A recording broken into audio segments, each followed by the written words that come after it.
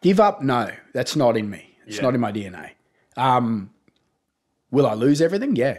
There was definitely. And you were willing to do that. There was definitely a thought in my head thinking I might lose everything, including the most important people to me, unless I can change. Yeah. So you shift. I guess there's something that happens in your head and you shift. And it was crazy moment where you just like, it was one moment. I still get cut up about it when I hear it, but my little one London comes into me one day, and she saw I was upset. I was hungover and whatnot. And she comes in and says, she goes, "Hey," she goes, "How are you feeling?" She goes, "I had a blue with Beck," and she goes, "Dad, what's wrong?" I said, "Oh, I'm just not feeling well. I'm sick." She goes, "Well, why are you sick?" She goes, "Here," hands me a banana. She goes, "Have a banana, you'll feel better." And I said, "Oh, it's not. I'm not sick like that." She goes, I can't fix it." She goes, "Daddy, you can fix everything." And at that point, bang, switch just changed in my head. Legends, welcome to another episode of the Interchange Podcast, and thank you for joining me, your host, Ben Lowe. Now, before we go any further, I do have a very small favor to ask, and that is if you have been enjoying the content, even just the slightest little bit, if you can please go and hit that subscribe button. And don't forget to share this with just one of your friends, because as you know, the more eyes and ears we can get on the platform, the bigger and better guests I can bring for you guys, and in turn, the more value I'm going to be able to deliver. Now, over to today's episode. I'm joined by a man by the name of Shane Tucker. Shane has seen me at my absolute worst and absolute best, and we actually go a little bit further into that today. Shane is a father of two beautiful little girls. He's a motorsport enthusiast, having raced pro stock at a professional level in America since a very young age, and he's also a businessman owning 5 successful businesses, one of which is Valando Tequila. Now, if you haven't tasted Valando and you're a drinker, it's probably the best tasting tequila out there. And how he came about to starting a tequila company is a great story, and you'll find out more about that over on the episode. I'll see you in a second. I reckon we're on here.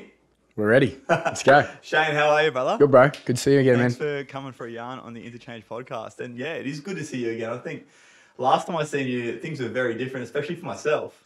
Mate, 100%. For myself too, probably, mate. So I think we've got some 100%. similarities there for sure. It's funny how you sort of meet people and, you at a certain point in your life and then you tend to just run into each other again. And it's just like, well, I feel like we're both sort of come from where we were to where we are now. And you said that you've actually stopped drinking and partying as much as what you were back when we first met as well, right? Mate, yeah. I mean, anyone that sort of knows me knows I don't mind to, have a dabble and have a good time.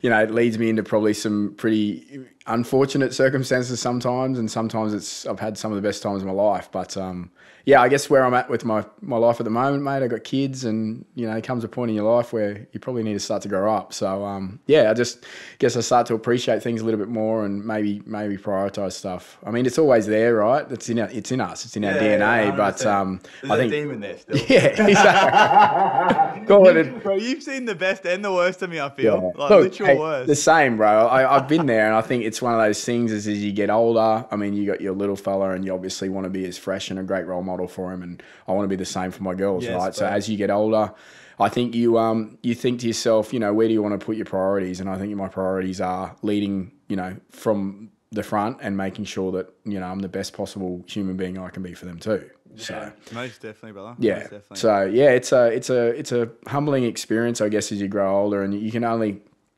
I guess, I think you make your best decisions off experiences you have too, good or bad. Right. So Right. I think that's probably one of the most important things I've learned along my way. I think that what you said there is very true, but I guess experience is either good or bad depending on what emotion you attach to it, right? Because every experience has the opportunity to teach us something. And I feel like if we can take a lesson from, even a negative experience, then it becomes a positive. Because, I mean, for instance, like we're talking about that party at your house that night when I made an absolute freak of myself. So it happens. That was a big turning point for me in my life. Yeah. And in turn, it was actually turned it now into a positive, because if it wasn't for that happening, I probably still would have been doing the same shit I was doing back then. Mate, you're right. I mean, it's the same as in business. Like I've always said, that one thing is, you're either earning or you're learning, and you better be learning when you're making the mistakes, because what do you take from it? If you don't learn from that, the chances of it happening again are going to be, pretty high. So that's one thing I've taken away. And you take that same philosophy in life, right? And I think you need to make sure that you learn from your mistakes, and hopefully you can be a better person for it. 100%, brother. 100%. So speaking of business, you said just off air that you've got 5 businesses now. Yeah, so I guess 5 businesses that I sort of try and manage between somewhat at the moment. I got a couple that obviously take up majority of my time, but some other ventures that I'm involved in that is pretty interesting. But yeah, mate, all extremely important in their own unique way. But yeah, sort of that's my life these days. Yeah, so juggling 5 businesses, man. I'm struggling with one, man. You're a man of many talents. No, mate. I struggle with every one of them equally. Trust me. Yeah. Okay. Fair. Yeah. Growing pains, right? Exactly. Exactly. So where did your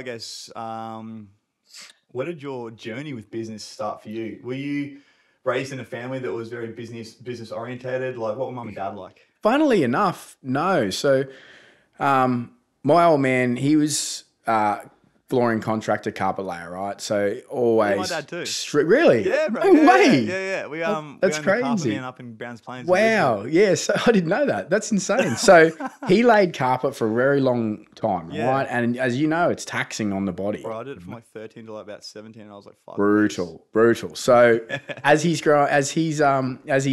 getting older and stuff, he started a carpet shop in his 40s. And one thing he said to me, he said, Shane, if one thing I can teach you in life, he goes, try and work smarter, not harder. He goes, I wish I had done this 15 years ago. Yeah. And that was one thing that sort of stuck in my head. I was like, okay, yeah, cool. So one thing your dad said is making sure that, be smarter with your decisions you make. And, from a young age, I was like, okay, well, fuck it. I want to be my own boss. As arrogant as that sounds,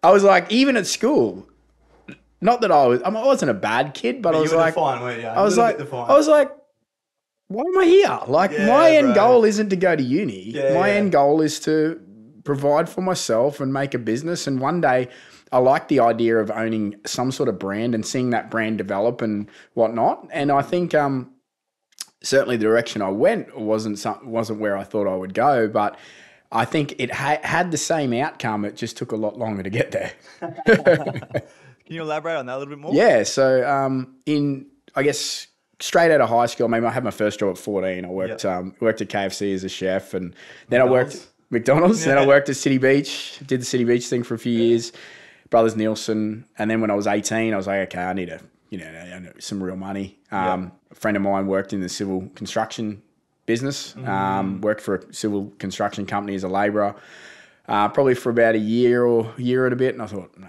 not for me. Getting up so early, I'm like, this isn't for me. I'm on the tools. I remember one thing, a plumber came into the job, right? He was setting some meters up on the housing division we were doing, and I was digging a hole with piss and sweat. He said to me, he goes, should have listened at school, shouldn't you? What a prick. And straight away I was like, he's right, I probably should have listened at school. So at that point I was like, oh man, like life's hard. Life is hard. When you get up and become an adult, no one's looking out for you. You're looking out for you. And mate, so from then I ended up going to lay carpet myself because my uncle was a flooring contractor at that point. So I went and worked for him for 6 months. Again, I was like, I'm too smart to do this. I'm going to have my own business. So I started out on my own after that. So I did 6 months with him, and I guess I was a bit of a prick like that. Like, fuck it. You can't teach me. I'll do it myself. So ended up going out doing that, and, obviously made plenty of mistakes and whatnot, a few hard lessons. And at that, on the wrong pile and all sorts. Yeah, exactly. So, bro, I've been there, mate. So, and I guess just one of those things, dude. At that point in my life, started working for myself. My old man was into drag racing, has been our whole life. Brought up around it. I raced when I was little. When I was 19, he came to me and said, look, do you want to drive a race car? And I'm a 18-year-old kid becoming 19 going, yeah, of course I want to drive a race car. Like, yeah, for sure. So isn't that every kid's dream? Exactly. So, and then, the ultimate goal is to, race in America eventually, because that's where it all happens. Anyway, drove his car. What cars were you racing, sorry? NHRA, well, Pro Stock. Pro Stock was a class that I raced here. So it's one of the professional classes essentially. We run a naturally aspirated motor, so you can't have a turbocharger. Stock means, right? Yeah. Pro stock. Yep. Yeah. So we're very, very stringent rules. We can't have superchargers, no turbochargers, no nitromethane, no nitrous oxide. It's pure just motor. So it's an interesting class. Probably one of the most competitive classes in all of motorsport, to be honest. I think across 16 qualifiers, the whole field is separated by as close to 600ths of a second. So yeah, it's one of those. But again, mate, competitive. Just that's what I want to be in. Love it. I love that stuff. As much as it punches you in the face, it also, makes you try and be better. So drove that for the first year, and I was fortunate enough that a team in the US sort of had seen what we'd done over here. We had a pretty successful year over here. Your dad's team? Yeah, over here, and almost won the championship in our first year. I lost by 5 points, and at that point, had a team approach us in the US and asked if we could, want to come over and be a development driver. And at that point, mate, I was like, well, next flight, let's go. Yeah, that's it. Put all the tools in the shed. I'll be back whenever. I'm not sure. So moved to America when I was 20. That was end of 2007, right? So during that time, everyone probably knows there was a huge housing crisis, mortgage crisis in the US. By 2009, the whole country went into a recession. The world almost went into a recession, but the US got hit most hardest. So as a 21-year-old kid, I'm thinking I'm going to live my dream out and go race full time. So I'm playing golf during the week, testing on the weekends. This is it. Well, that wasn't it. That was not it. I got punched in the face. Oh, bro. Pretty hard. But I guess the day-to-day was I sat in the office and I worked with the marketing team to bring in sponsors, and I didn't know anything about it. But at that point, I'm thinking, I'm kicking rocks going, I'm wasting my years. Like, I've saved some money, I've come here, I want to live my dream out, and I'm sitting in an office doing parkour. Yeah.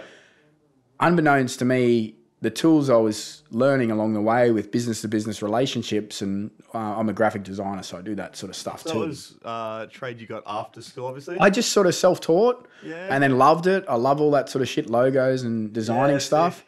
And I was doing all the proposals for them, and then you start to learn the craft a little bit, how the marketing works. It's always, feed one hand in, feeds the other. You always want something out of it, and you got to give value back. So that was one thing that taught me certain elements of business, right? Yeah, building relationships. Exactly, building relationships. Yeah. So I've got a natural ability to be able to sell, I think. Just, good chat maybe. Yeah. But, so I sort of had that in the background going on, and it was like, this is really doing nothing for me. Anyway, got to a point, the end of 2008, I rang my old man one day, it was clear as day, and I said, Dad, I don't think this is going to happen. Like, I really don't. It's just everything that keeps coming in, the drivers get put in front of you, sponsors are falling off the shelf. Like, there was this NASCAR sponsor that's been around for 20 years, pulled their funding. And at that point, I was like, wow, this is real. Like, there's really no money out here to go race with. So, tail between my legs, pack up. I'd bought my first house when I was in America. In America? Yeah, so hang on, just quickly, let's recap for a second. So what was the feeling like knowing that, like, okay, you just put everything into this, and then you've, like, gone, like, dude, I've got to come home.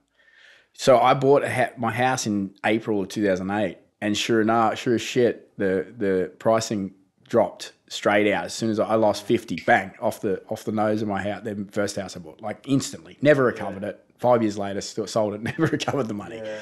And it was tough, especially I was a kid, right? As a kid, you got big aspirations and big dreams to go and, be the rock star race car driver and whatnot. And unfortunately, it didn't happen. So you feel like you've let people down and yourself. And then you got a lot of people that are, they're racers over in Australia here watching you do that. And they sort of, hoping that, they've got someone to follow and you can make it. And then all of a sudden, you, like I said, there's big weight on your shoulders, right? So come back. People wouldn't really see that, right? Sorry? People wouldn't see that. No, I mean, it's one of those things that builds character in you definitely as a person. And I remember when I was on the way home, I had a friend of ours, Rob Edinger, actually. He's a really good friend of ours, still to this day, lives in California. On my trip home, right, I had to go North Carolina, LA home. Yeah. He said some words to me that I'll never forget. He said, Shane, he goes, if you think you're going to turn up and someone's going to give you a handout, you got another thing coming. You need to work, you need to get out there, do the hard work, and earn it yourself. So that stuck in my head forever. So as soon as I got home, Powerful, right? yeah, man, it was one of those things. And I remind him to this day, I said, mate, you're a big reason on why I'm here today, right? So flew home, started going back to laying carpet, and you know how as well as I do now, bro. I don't know how many times I went back to it, but I quit every fucking time. It's good money. It's not bad.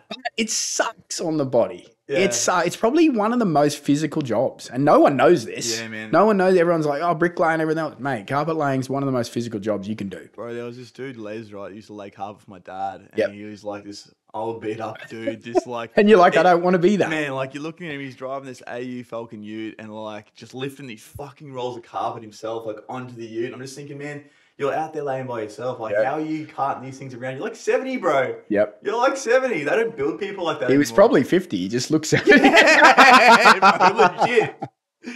Yeah. Man, it's not good on the body. No. It's crazy, eh? No. So I was a month in, right? And I was like, this ain't what I want to do. I just met my now wife, who I've been with for many years, Rebecca. Yeah, shout out back. Yeah, in probably in the late stages.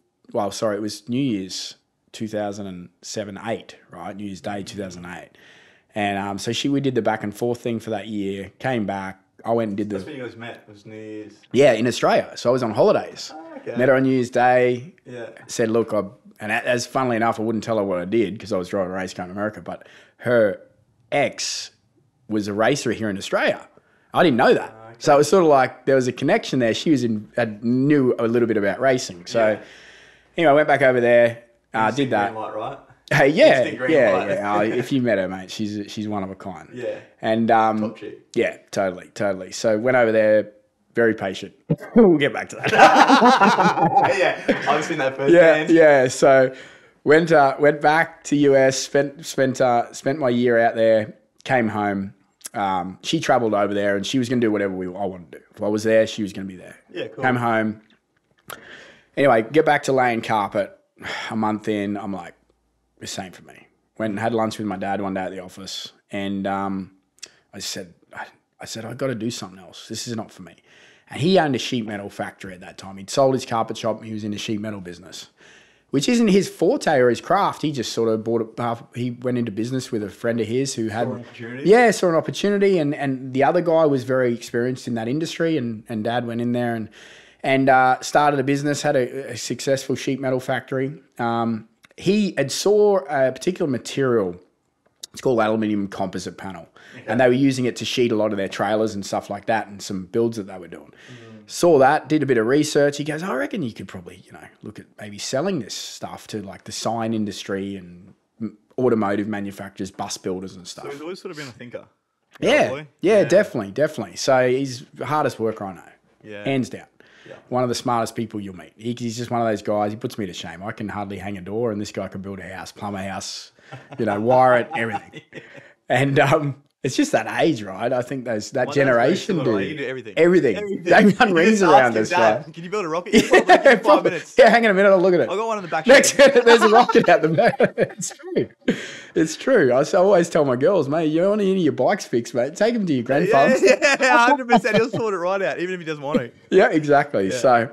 So anyway, did me more research into it, look into it, and I'm like, man, I think there's a buck to be made in this. Yeah. We import the product, $20, some duty and everything else, sell it on the wall for about $90. Like, obviously you got overheads, everything else. Yeah, I'm going to do some research on it. So anyway, I've borrowed 50 grand off my old man. I'm like, okay, cool. I'm going to go and import some material. So I imported a container full of material, brought it over,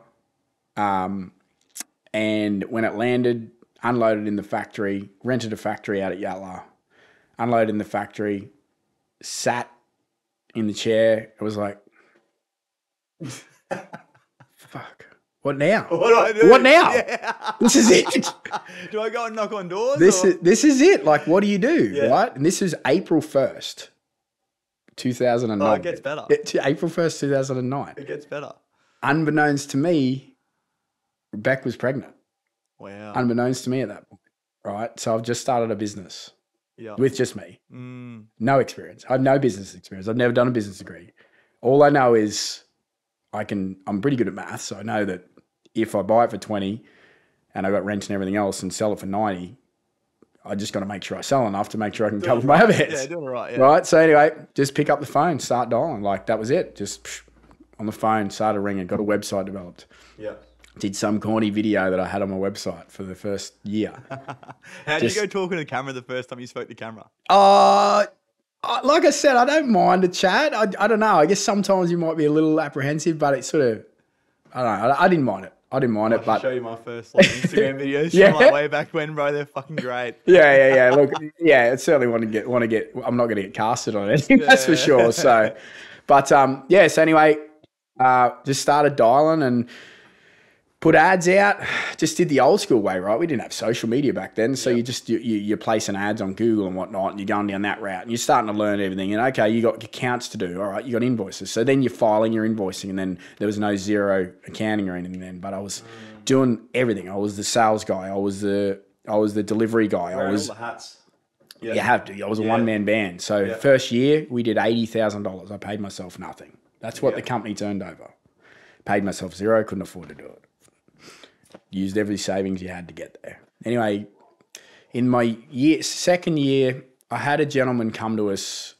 He was doing a Honda dealership. He was the installer. So he came to me to pick up some material. Picked up the material, goes to do the job, comes back and says, I need you to invoice the builder and then I'll invoice you. So the job was $24,000. My bill to him was $2,000. I'm like, someone's making a clip out of this and it's not me. So anyway, I was thinking, man, these installs must make a bit of money. Well, next time he comes in, pick up his check, he said, hey, have you ever thought about getting an installing? I said, mate, no, I don't know a thing about it, but I'm willing to listen. Yeah. I said, what's your situation? Anyway, he said, mate, I want to leave where I'm at. Long story short, he came and started working for me. He taught me a little bit about, the installation game on this with external cladding, which is what it was. It's pretty big now. I mean, we sort of, I guess, progressed into more of an external facade company. Yeah. Anyway, that's where it started. So we had it was just me and him for the first year or two, and then it grew to 5, and then it grew to 50, and then we signed an EBA with the union, started doing high-rise stuff, and then by 2014, 2015, we were doing $20 million a year with 100 employees. And that's how it started. It started from one person. And humble beginnings. Crazy, dude. It's still humbling now to me. And in 2014, we went back to America, we bought all the equipment and we started racing on our own. Because I said to myself, if we're ever doing it again, I said, I'm doing it by myself. And I'm going to go back, start a business, come back and race. Yeah. So I remember we were, first. So you said that when you left America the first time. I'm going to do this. I'm going to do it myself. Yeah, exactly. And I remember we were about to start up for the first qualifying session. I was on the radio with my dad and I said, we did it. He goes, mate, this is it. So awesome experience the first year.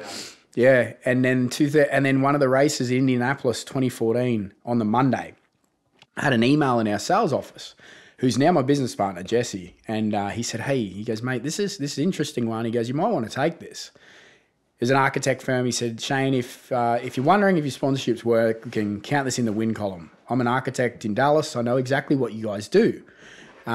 If you ever think about setting a business up over here, I think I can help you. At that point, I never thought about it. But then I was thinking, if I'm going to race over here, I need to be earning US dollars, right? Because fluctuates so much. Doesn't it just? Yeah, right. So it just so happened the week after we were in Dallas to race. I wasn't going, but I'm like, fuck it, I'm going. So anyway, I went to Dallas for the race. I met up with Don Powell, he was a principal architect, big, 40 years in Texas, like one of the top 20 architects in the US, like big. Yeah. Anyway, I met him and his wife Cindy and went to dinner, told him what we did, and I said, he's told me sort of the opportunity, how big it was. I ran the numbers back in my head, went back to the hotel that night, and I was running the numbers back going, okay, materials, we buy all the material out of the US, labor's a third of the price, working the numbers back, but our charge out rate's the same. And then you do the conversion. So we was charging $300 a square meter over here, and we're charging 300 US, and everything else is cheaper. So our bottom line is just going up and up and up. So I'm like, doesn't take a rocket scientist to work out where we need to focus on, right? Yeah. Anyway, flew home, and this was like consistent. Yeah. So this is 2014, end of the year, season was over in November. Flew home. My now business partner, Jesse, he was coming to see me because he worked for me in Australia, and coming to see me that day. He goes, hey, I've got a couple of things I want to talk about. I said, oh, so do I. So anyway, I go upstairs and I said, mate, what do you want? He goes, no, you go first. I said, all right. I said, look, I am looking to set up a business in the US. I said, would you be interested? He said, well, funnily enough, he goes, my fiance, she's American. So yeah, let's do it. Anyway, I said, what do you want to talk to me about? He goes, it doesn't matter. Well, a couple of years later, I found out he was coming to resign. So yeah. So it was you went first. It was crazy. Lucky I went first, right? So went over. How's the synchronicities just in your life, bro? Crazy, right? And then 2015, on Jesse's birthday, actually, he's told me, he goes, we landed in Dallas in February, started the business, set the factory up June 2015, June 25th, 2015, we opened the US office. Had a very humbling experience again where we thought we'd start bidding jobs early on from February and we'd be on a job by doors open June, July. Doesn't happen like that in America. They've let the jobs go. All the packages are done a year before that. They're very organised like that. Well, we're like stretching every dollar. I've still got Australia going at that point. We go to dinner one night with an architect and I said to Jesse, I said, mate, well, you don't have money to pay for dinner. Like, this is how tight it is. He's like, fuck, I don't know. But he goes, dude, I just got my dogs here. Like, I can't go home. I've flown my dog over. We're done. Yeah. Anyway, as it turned out, I think we tipped in a little bit more money out of the Australian company over here, got through it, got our first job on the wall. And mate, yeah, I guess the rest is history on how it worked out over there. We went and sort of turned over about $500,000 in the US because we had a bit of experience in Australia the first year, and that sort of grew to a fairly sizable business. Whereas in 2022, we ended up getting bought out by a private equity firm. So sold the construction company, and Jesse stayed on, and he's got a minority share in the overall group that took us out. And yeah, it was just one of those things, man. That there was moments throughout that whole experience that. I still had my construction company going in Australia, and 2018 we had one of the builders dropped the scuff on us and had to make a decision. You either shut this thing down over here, or you lose the whole house of cards. So it was tough decision for me. I started the business in 2009, right? So that's my baby. Yeah. So you had to make a decision. You either cut the arm off to save the body, or you're going to lose everything. So. Made that decision that, look, this is where it needs to be. This is what needs to happen. Focus on the US, keep that running, and let's hope that we get out of this unscathed and make a somewhat of a career, successful career out of it. Tough decision to make at that point, man. You got families and everything that you've had work for you for so long, and then all of a sudden you're like, hey guys, this is sort of the end of the road, But you quickly find out who your real friends are at that point, right? Yeah. Got me in a pretty dark place myself. Anyone that knows me knows I like to drink and probably have a bit of fun, probably overindulged, we will call it. It was probably one of the lowest points of my life. But then what happens is during that time that I was building my business, I started 2009, found out my wife was pregnant. Started my business in the US in 2015, found out my wife was pregnant. So you've got these milestones in your life that it's not about you. Yeah. It's not about you at all. It's about, these little girls who look after you, girls or boys who look after you now, or look up to you now. Yeah. And you've got an obligation because they don't know any better. It's not just about you anymore at all. Yeah. You've got an obligation to provide. That's your job. And as a man, as a father, that's your one job. Right. So put all the bullshit aside. When all that happened, I was like, fuck, I have to clean my shit up. Like, you got to clean your shit up, and you got to, swallow your pride and everything else. That's what's wrong with you. It's not about you. It's about, the people that are around you, Rebecca, Sailor Rose, London. Yeah. And she's a rock. Like, she's stood by me, through everything.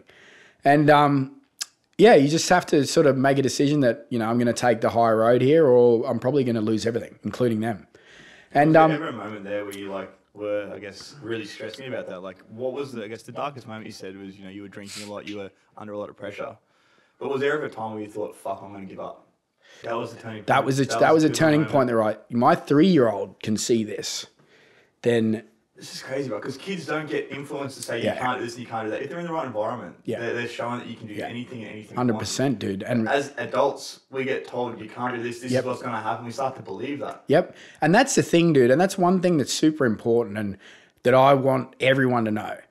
If you listen to the people that tell you no, you won't do a thing. Forget that bullshit. Get out and have a crack. Like, fucking have a go, man. Like, what's the worst that can happen? You can start again? Yeah, you can start again. Yeah, but don't let people influence your decision. It's your decision. It's your dream. See it through.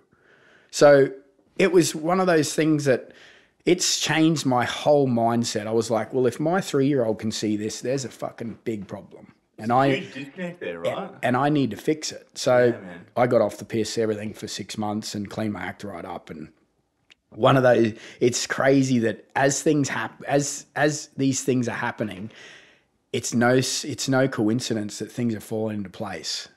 Funny that, right? When you're not drinking, all of a sudden, things start happening. Business is going really well. Relationship is going really well. Everything's starting to mesh and starting to go well. Can I ask you what you think that is? I have my beliefs around why I believe that is, but what do you believe is the actual factor behind that? That means when you're not doing these things that are detrimental to your health, things are going so well. I think commitment, right? You can commit to, we lie to ourselves a lot when we're in that frame of mind. We bullshit to ourselves and we lie to ourselves saying, I am. I'm just as good as I will be if I... No, you're not. You're not the same person. A little bitch voice in the back. You're not the same person you are when you've got a real clear head. Yeah, and I've had both. I've performed. I mean, you ask Jesse, my business partner, he'll tell you I've performed, hungover, whatever. When it's on and time to work, I can switch and I can put that face on and get it done. But I could have been a better person if I wasn't on it. I can. You think about imagine what would have been possible. I can tell you that right now that I could have done more if I was a lot clearer minded by then. It is what it is. It's experience in my life that it puts me here today. So take a thing back, right? No, you wouldn't be where you are right now. Sitting at this point in time. Exactly. It's the same as the situation at my place with you, mate. You probably won't take it back because it puts you where it is today, right? So. It's those things in life that... I do still apologise. Sorry, Beck, for jumping. It's the lounge, yeah. It's the lounge. But, it's just people only see what they want to see. Yeah. And they make their decisions based upon what's face value. Oh, you got a nice house. Oh, you live life on your terms. What's wealth in your eyes? Wealth in my eyes is living on your own terms, right? Being able to do what you can do, you want to do, spending time with your kids on your terms. Yeah, bro. That's the big one, right? It's a big one. Freedom. Spend time. That's it. Freedom. Spend time with the people you care about. That's huge. Yeah, freedom. It's not about having all. Yeah, I love my house and I love that we have nice things, but one thing I did learn throughout this journey is those things don't mean shit unless you can enjoy the journey along the way and the people that are with you. So I think as you get older, your priorities shift. Yeah, I've noticed that. Big time. I've definitely noticed that. I used to want the Rolexes. I used to want the nice cars. And doesn't mean anything. Like, man, it doesn't mean shit. Doesn't mean shit. It doesn't make you feel any better because you buy this stuff because you think, it's going to make me feel good. And I actually heard this really cool thing from Cooper Chapman, if you know who that is. Oh, yeah, I've heard of him, He's an ex-pro surfer. Yep, I have. Good human factory, right? And it was something that he learned when he was in Japan. And he had a shitty surfing tour. And they all got knocked out of the competition. And he was at this little sushi restaurant. This Asian sushi chef was like, the Japanese guy was like, how's your day? And he's like, it wasn't too bad. What wasn't great. I got knocked out of the surfing comp, but we went and bought ourselves some stuff. So, that made us feel better. And the Asian guy said, well, in our culture, in the Eastern culture, instead of saying, we'll go buy something, we'll do something for someone, or we'll make a memory for someone, And right. That there is what makes us feel good. Yeah, and that's something that I like doing stuff for other people. It makes me feel good too. Contribution is one of the basic human needs, bro. Yeah, so that there is, I've always been, I want to be successful. I want to have the ability to have my friends there to be able to join with. Yeah, what's the point of doing it alone? You can be the most selfic prick in the world and have everything, but you'd be fucking miserable. Unfortunately, I'm probably going to spend all the kids' inheritance. but it's your priorities definitely change as you get older, and that's one thing I've learned in business. I'm certainly not the most successful person out there, but I'm probably the wealthiest when it comes to my health and my family.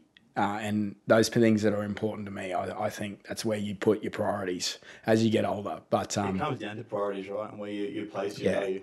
It does, man, and that's sort of where we're at now with the tequila company that we have now. We got a no dickhead policy, right? So when we started that, it was for fun. A bunch of our mates started it, and we're Valando Tequila. We're not employing dickheads. But that's cool, right? Being able to pick and choose who you work with. That's it, man. That was it. You want to have fun with it. Your time and giving a lot of energy to these people. And, you don't want to have fucking energy vampires and people that are just like sucking you dry. It's one of those, like, culture's a big thing. Yes. One of those things I've learned in having a business is never about what you pay them. It's about they're spending 60% of their life at work. That's it. And you're spending a lot of your time with them as well. Yeah, you have to create a culture that they want to be around and be a part of. And I think that's something that's transitioned into the tequila company from the construction company is people enjoy being around something and building it together. And that's one thing that it's exciting, right? I mean, as much as liquor can be damaging and whatnot, it's an exciting industry to be in. Yeah. And I'm not against drinking. I still drink myself. Yeah. I just pick and choose my battles now these days, right? Yeah. I'm like a once a year kind of guy now. Yeah. So and it hurts too much too. Yeah, bro. So most definitely. Yeah. So that's where we've put all our energy into Valando. Is we make sure that the journey is just as important as the destination. Yeah. Cool. So how long have you had Valando for now? So that came off the back of the construction business in Texas. So all of our employees, or a lot of them, were Mexican, right? So they would, So one of the boys, he would bring in like white label tequila, and we're Aussies. Try and get us try it. No, I'm not trying it. Friday afternoon, cornered me and Jesse in the office. Hey, boss, try this, boss. Tried it. I was like, no way. There's no way this is tequila. I was like, smooth, sweet. You could drink it on the rocks. Yeah. I was like, there's no way this is tequila, because my experience with tequila is just a shitty Sierra, right? It's just worm floating in the bottom of the it sucks. bottle. Yep, hangover for days, like just rocking headache, and tried this. I was like, this is no way it could be, and I was mucking around with logos and stuff, and Jesse got a glimpse one day, and he said, "What are you doing there?" I was told him about the tequila deal. He's like, why are we doing this? So anyway, he pushed me and went down to Guadalajara, went up, first night fever, got hammered, dude. Got home at like 7 a.m, had to go tour distilleries for like 9 hours that day from 9 o'clock onwards. Oh, dude, it was so bad. And I couldn't tell you what it tasted like the first day because I don't remember, and I really didn't want to have any bar of it. Yeah. And found a partner down there. And one thing led to another, that the deeper the hand went in the pocket, the more serious it got. And it went from just what was going to be maybe a bit of an idea, a bit of fun with the boys, to we're now in the US and we're distributing across Texas, Florida, and California since 2019. And it's one of those things, dude, that as it's growing, you take a step back for a minute and you look at where it's come and you think, how the fuck did we get here? You think, whoa. Crazy. Yeah. And where it's going in the next couple of years is crazy to think too. So yeah, again, it's one of those things, man, that on this particular journey in the next phase of business, I'm definitely making it my priority to stop for a minute and enjoy the journey. Man, it definitely hasn't been an easy ride for you, but No. you, by the sound of things, are exactly where you want to be right now. Mate, yeah, I'm in a good place now. Very, very fortunate with what's transpired with business. But there's definitely been those times, dude, that no one, like Bex had to put nappies back on the shelf, and we only got to buy our first house together at the end of 2020, when we eventually had sold a portion of our business and got to sort of cash up a little bit. And then 2022, we cashed out of all of it. But no one sees that, man. It's like the iceberg, right? The iceberg effect. Everyone sees what's above the water, but they don't see the big iceberg underneath. The overnight success. Yeah, exactly. And see the hard work and the labor, everything's gone into it, bro. Exactly. It's the number one thing that will make you successful in business. Like I said, I don't know everything, but I know this. If you think that you're going to have a $200,000 salary and a $150,000 car allowance and you're starting you up in your own business, you got another thing coming, because your business ain't going to make it. You need to be humbled on your rise up, because the rise down is a lot quicker. Yeah, short-term sacrifice, long-term gain, right? Exactly, man. So you just have to, suck it up and suck it up some more. And as Mike Tyson said, everyone's got a plan until they get punched in the face. And you get punched in the face a lot being in business. Every fucking day. You got to have very thick skin, man. Yeah. So yeah, it's business sucks. It's hard. Life's hard, but make the most of it. I heard a Matthew McConaughey quote, right? And he's like, "Man, life doesn't get any easier. You just get better at scraping the shit off your shoes." That's exactly right, dude. You're right. The more adversity you go through, the easier it gets the next time. And that's the thing, like you said, life doesn't get any easier. And I always one of those things my old man said, and I was like, "What's he mean by that?" He goes, "If only I knew now. If I knew back then what I know now." Yeah. And it's so true. Yeah. Like go back 10 years, man. If I had the knowledge that I have now, you save a lot more money, right? Oh, yeah, bro. At a lot less heartache, right? But again, it puts you where you are today, right? It's all a part of the experience. So, but mate, it's been a crazy journey, and I'm sure it's only just beginning. We got some exciting things going on, and I'm looking forward to the next chapter for sure. Most definitely, brother. So I want to recap again on the business side of things. So with what you've done in business, you've pretty much lived your dreams. You've made them come to fruition, whatever it might have been. What was your planning process? And I guess, how did you go from a vision to a successful business to then cashing out, bro? That's crazy. A lot of people would only dream of ever doing that. So I'm glad you brought that up. So one thing that I'm a firm believer is in manifestation, and goosebumps. It's dude, it's real. It is. Like, we had designed our house in 2018, bought the block in 2017, designed it, got pushed back, reinvested. Beck wanted to kill me. Kept reinvesting in the business, right? Every day I'd wake up, I'd look at the house plans. When I was in America by myself, living there, I'd fly back and forth. So you had the visual there to look I was there going, I can see, I know I only had 2D plans, but I could see it. I could see what was happening. Is this the house you're in now? Yeah. It was a fucking nice house, bro. Thanks, bro. Thank you. And, mate, I was sitting out the back one day, and when they dropped the scaff, and I took a moment, I was like, I've seen this before. I have seen this moment before. And it was crazy that the power, if you can envisage it and you can see yourself there, you will get there. I don't know if it's not always the path that you think is going to lead you there by any means. Yeah. But sometimes don't question it and just roll with it. Yeah. But yeah, big time, mate. I'm a firm believer in a visionary.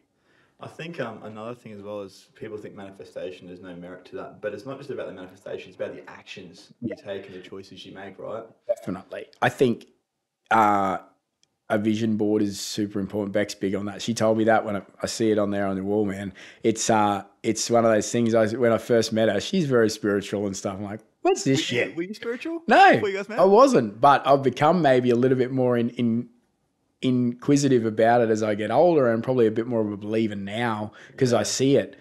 And I mean, there's some if I could tell you some like we wrote, and this is no shit, we wrote a number on a napkin, right, that we wanted to sell the business for. And we sold the business, and by the time you added up and the earnouts that we got from it, we would have got within $500,000 of it. Like, it's not like, you know what I mean? It's not on the dime, but I was like, wow, this is crazy. And Beck still had the napkin and showed me, like, you're kidding. Nope, she kept it. Oh. And yeah, it was like, dude, it was crazy. Like, I was just like, okay, I'm a believer now. Yeah. So yeah. Crazy, man. Like, heavy stuff, man. Yeah, just very thankful that I'm still here to tell the story today, dude, because I've been through some dark places and you know, had some life lessons, tough ones, and yeah, but again, I'm very blessed to where we are. Most definitely, bro. Now, for anyone that might be out there struggling with similar, let's say, you know, businesses, you know, not working out for them, or just in a really dark place, what would be a piece of advice that you'd love to give to them? Just keep digging, man. Don't let people tell you no, right? Because if you listen to the people who tell you no, you would never do it. You need to believe in, if you've got a passion for it, go for it, and don't chase the money. The money will come. The money will come. It's not going to come overnight, but you need to make sure that you put all your energy into, if you believe it's going to happen, focus on it. And I got taught a lesson in business, actually, when I went to a Jordan Belfort seminar, 2011. Yeah.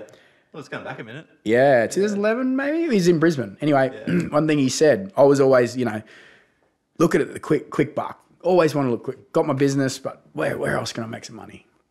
He said one thing. He said, your main line of business is what's going to make you wealthy. You need to focus on that. He said everything else, you get no problem having other opportunities along the way in your peripheral, but your main line of business is what will make you wealthy. And straight away, I just went, construction company is where it's at. We need to focus on that. And then you focus on that, you get on the right path, and you make sure you do your best at that. And then eventually, later in life, other opportunities come along. Yeah. But then you're in a position where you get to dictate the terms. Yeah. Because then you might have a little bit of money that you don't have to go to someone with your idea. You can be that idea. Yeah. So. Okay, and I'm sure that you would have had shiny objects pop up along the way. How do you navigate that? I've probably fallen on my sword a few times with that. But, again, like shiny objects, like especially when it comes to like building a business, right? You might have a bit of money behind yourself, and then all of a sudden this opportunity pops up, and all these people start coming out of the woodworks, going, "I've got this idea, I've got that idea." I'm sure this would have been an experience you've gone through. Yeah, there is. I guess you take what you've learned in business and try and make a good decision based upon that. Mm-hmm. But I think there's one thing that is important is it's never as easy as what appears on the surface. So you just need to make sure that you've got plenty of time and plenty of patience, because it's going to be a tough journey. Very, very tough journey. But it's probably going to be all that much sweeter at the end of it. Yeah, I hear that. So now moving forward, so what does the next 10 years look like for you, brother? Mate, big, I guess. Valando, I'm hoping we've got a sort of a 5 to 7 year plan where the ultimate goal is to get a buyout from one of the big conglomerates. So we've got a succession plan that's put in place that hopefully, you know, we can sort of get there. So that's my main focus. And then other businesses that I work in sort of, you know, dabble in along the way. I sort of, you know, have an investment in there, but I try and stay out of it and let the people that do a better job than me stay in it. I've had one thing I've always lived by. I want to be the dumbest person in the boardroom. And someone said to me, well, why would you want to be that? I said, because that means I got the best people around me. Yeah. So, I sort of stay out of that. But my main focus is, you know, getting Valando where we need to be and focus on my kids and my life. So the big thing at the moment is Valando and family. Yeah, family, mate. My kids, seeing my kids grow up. I love the connection I have with my kids now. Yeah. When you say now, like it wasn't always like that? My eldest one, because I lived in America so much, she probably didn't get to spend a lot of time with me. So I probably, is she now? She's 14. She'll be 14 in January. And then my youngest, London, she's 7. So she'll be 8 in May. I probably missed out on a lot of my eldest daughter's life. Sacrificed a lot to build a business and whatnot. And just appreciative that I get to spend a lot more time with my girls and Beck. Yeah, 100%, bro. And So- what about the racing, man? I saw that you actually had the family over in America just recently. Mate, that's always in me. I've got some unfinished business over there that hopefully we can get back to next year, but you sort of get pulled in and out based upon how busy you are with business. And right now I'm extremely busy with what we've got going on. But next year I think we can make some time and get back over there. Yeah, and what's the goal with that? Mate, the championship? I'd love to win a race or two, but just get on a consistent competitive platform over there with our team. We do our own motors and stuff, which is, really tough feat over there when you're competing at that level. So Dad's working on the motors at the moment, and hopefully we can be competitive again next year and maybe do 10 or 12 races. See how we go. Is that a standard season, 10 or 12? Season's about 18. Okay. Yeah, so we'll do sort of a semi-full-time deal. Yeah, cool. So. Now, before we finish up, there is a question I want to ask you, bro. So where do you take most of your inspiration from?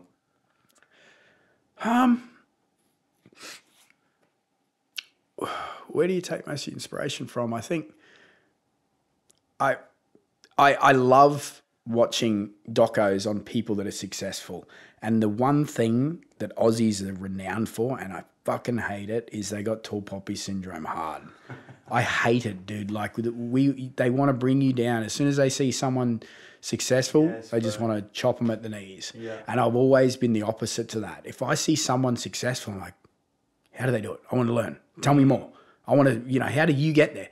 And the one thing that you see, when you see it in life, you see, someone sells $1 billion business and you think, you know what all that does for me? It tells me it's possible in a lifetime. I hear that. Yeah. I hear that, bro. So my inspiration comes from others around me, being successful. I think that's where my inspo comes from, man. Appreciate it, bro. Well, thanks for coming on for a yarn, bro. Mate, thanks for having me. Appreciate it. If people want to find out more about you or Valando or any of the companies, or even just, get in contact, have a yarn, where would they find you? Mate, if Valando is probably the best, our website, valandotequila.com, shoot an email to the info at email, mate, and I'll end up getting it one way or another. Sweet, I'll put the link down below. Perfect. Thanks, guys. Man. Cheers, brother. Appreciate it, bro.